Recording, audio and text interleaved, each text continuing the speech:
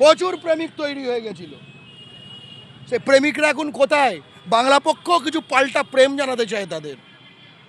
কোথায় তারা? এই এই রাস্তায় মিছিল বার করেছিল তারা, সেগুলো কোথায়? হ্যাঁ, তাদের মধ্যে হেভি বিপ্লবী ইনকিলাবী চেতনা দেখছিল তারা। কোথায় সেই নরাধমগুলো? আমরা দেখতে চাই। হিন্দু বাঙালি নিধন এবং তাদের উপর অত্যাচারের ক্ষেত্রে বাঙালি বিজেপি নেতারা কি করছে, বা নরেন্দ্র মোদী কি করছে, যেরকম এক্ষুনি আমায় প্রশ্ন করা হলো, এই প্রশ্নটি করছেন, এর মানে হচ্ছে যে আপনি বিজেপির সফল বয়ানের একটি সফল প্রোডাক্ট।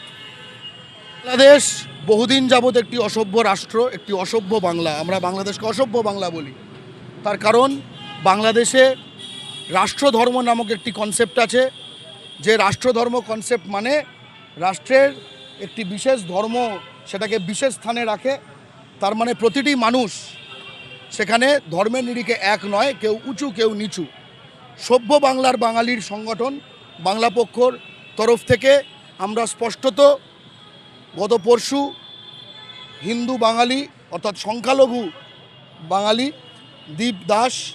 দীপু দাস তাকে যেভাবে মিথ্যা অপবাদে মেরে জনসমক্ষে পোড়ানো হলো এবং তারপরে শেয়াল হায়নার মতো করে ভিডিও করা হলো, এতে বোঝা যায় বাংলাদেশ আসলে ধর্মান্ধ সাম্প্রদায়িক মৌলবাদীদের এমন এক চক্করে পড়েছে যে যেখানে তারা এখন অমানুষের শাসন চলছে, জন্তু জানোয়ারের শাসন চলছে।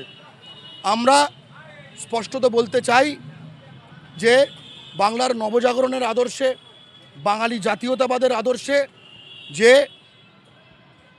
বাঙালি সংগঠন বাংলা পক্ষ, আমরা কিন্তু এই বিষয়ে চুপ নেই। আমরা বাংলাদেশ দূতাবাস তার সামনে প্রতিবাদ মিছিল করেছিলাম এবং পুলিশ ত্রিস্তরীয় যে বলয়, নিরাপত্তা বলয় তৈরি করে শেষে বলপূর্বক আমাদের রুখেছে।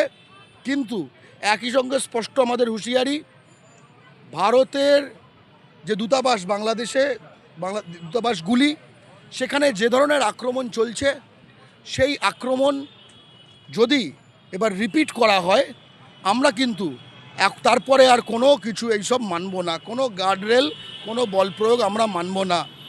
আরেকটি কথা আমরা বলতে চাই, গতকাল থেকে কয়েকজন দেখলাম সামাজিক মাধ্যমে আফরাজুল খানের ছবি এবং দীপ দাসের ছবি একসাথে দিয়ে এটা বলার চেষ্টা করছে কিছু একটা।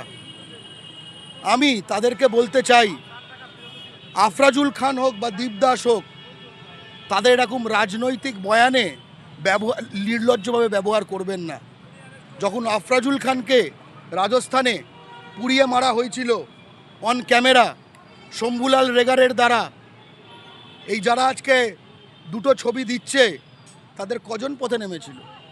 তারা পথে নেমেছিল, এই বাংলা পক্ষ পথে নেমেছিল। হ্যাঁ, এই বাংলা পক্ষ পথে নেমেছিল। তখন বাংলা পক্ষর সামনে এতগুলো বুম ছিল না, কিন্তু সেই ভিডিও আজও মজুদ। আজকে যখন দীপ দাসকে পুড়িয়ে মারা হয়েছে, যখন আমরা এই বাংলাদেশ দূতাবাস অভিযান করছি, তখনও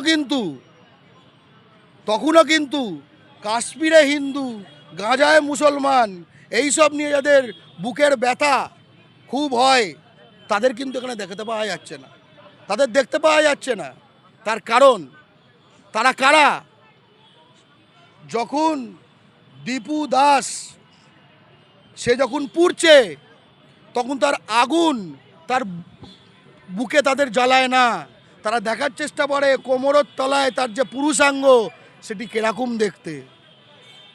যখন আফরাজুল খান পড়ে ওই আগুন তাদের বুকে জ্বলুনি ধরে না, তারা দেখতে চায় আফরাজুল খানের কোমরের তলায় পুরুষাঙ্গটি কেমন দেখতে। এরা যারা দেখে তারা আফরাজুল খানের সময়ও হাহা রিয়াক্ট দেয়, তারা দীপু দাসের ভিডিওতেও হাহা রিয়াক্ট দেয়। এদের সকলের হাসি বন্ধ করার জন্য বাংলা পক্ষ তৈরি হয়েছে।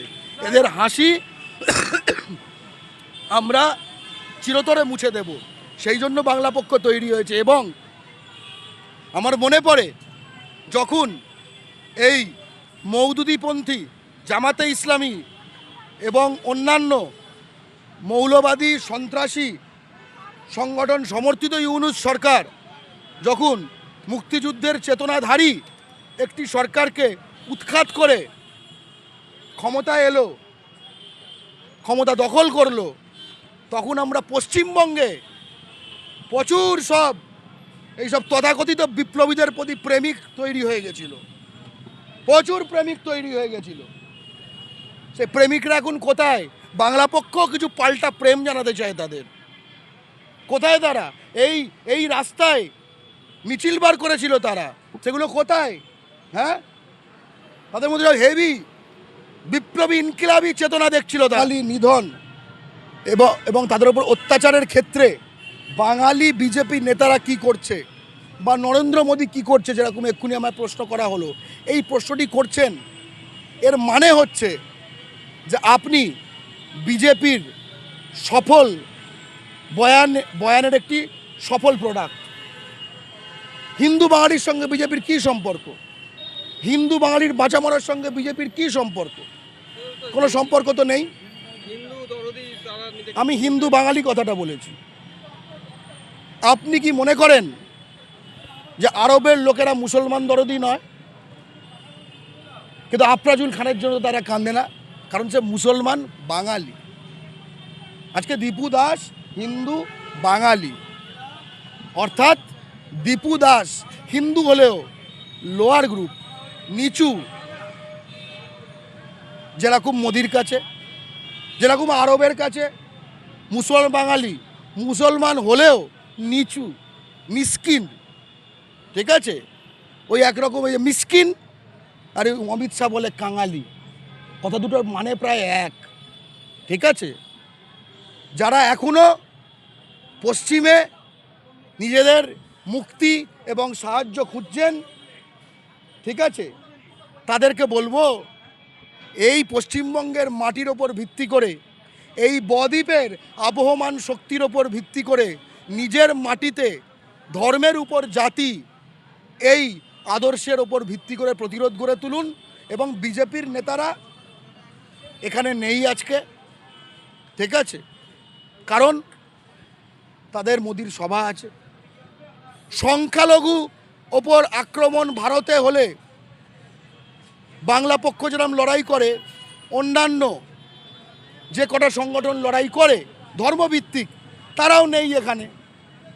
কারণ এ তো তার সংখ্যালঘু না, সে আসলে সংখ্যালঘু নিধন নিয়ে বা সংখ্যালঘু অত্যাচার নিয়ে চিন্তিত না, তারা বিজেপিও চিন্তিত না, কারণ তারা তথাকথিত নিজের লোক নিয়ে চিন্তিত, তথাকথিতভাবে তারা নিজের লোক নিয়ে চিন্তিত। দীপু দাস, আফরাজুল খান সবাই একমাত্র বাংলা পক্ষর নিজের লোক। ভারতের প্রধানমন্ত্রী নরেন্দ্র মোদী, উনি ব্যস্ত ছিলেন সাম্প্রতিক সময়। ওনার ব্যস্ততার কারণটিও ভারতের যে পররাষ্ট্র মন্ত্রক, তার যে website MEA, ministry of external affairs, তার যে বিবৃতি সমূহ, সেখান থেকে তার ব্যস্ততার কারণও আপনারা জেনে যাবেন। উনি আরবদের দেশ ওমানে সেখানকার সর্বোচ্চ শিরোপা, একটা প্রাইজ উনি পেয়েছেন।